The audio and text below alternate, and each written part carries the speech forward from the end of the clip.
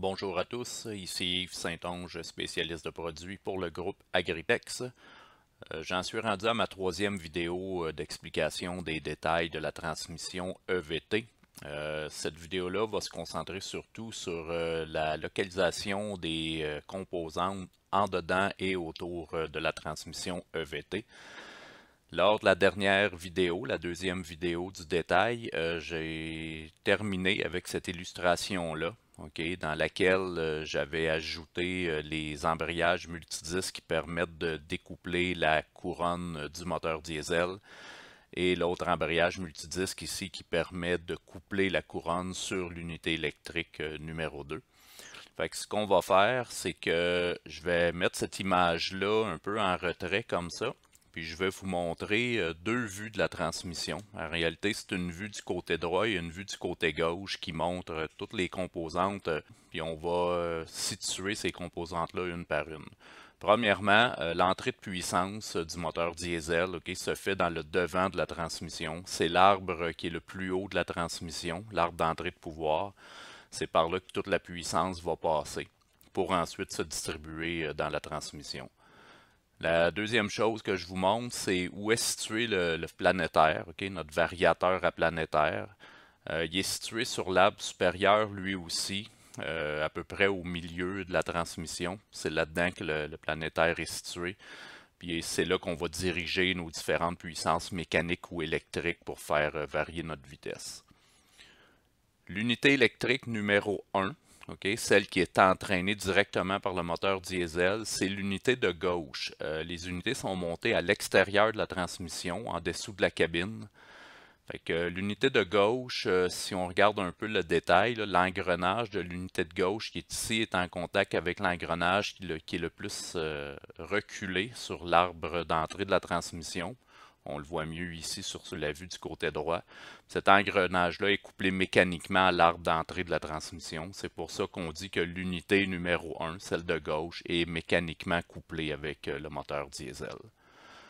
L'unité numéro 2, elle, est située juste à côté de la numéro 1, du côté droit, même place en dessous de la cabine. En réalité, c'est le même numéro de pièces. C'est exactement la même composante. Les deux unités sont capables d'être moteur ou générateur, il n'y a pas de problème avec ça. Et dans une prochaine vidéo, je vais aussi vous donner plus de détails techniques sur les deux unités électriques de la transmission EVT. La composante suivante, c'est le lien électrique entre les deux unités électriques. Ce lien-là, en réalité, c'est un ondulateur de très grande puissance, qui est monté en dessous de la cabine sur un tracteur à roues et plus sur le côté côté droit du châssis sur les tracteurs à 2 chenilles ou à 4 chenilles.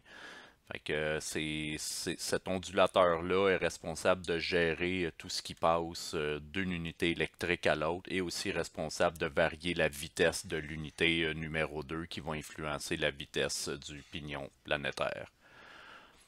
Les deux embrayages que je vous ai parlé dans la vidéo numéro 2, la première, celle qui sert à découpler la couronne du moteur diesel, c'est la première en avant sur le shaft d'entrée de la transmission, qu'on voit là.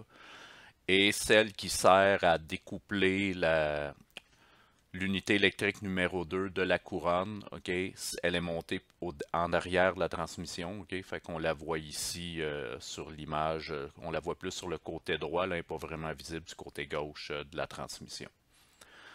Ensuite de ça, le pouvoir qui sort pour aller vers les roues, c'est l'arbre du bas de la transmission, l'arbre le plus bas.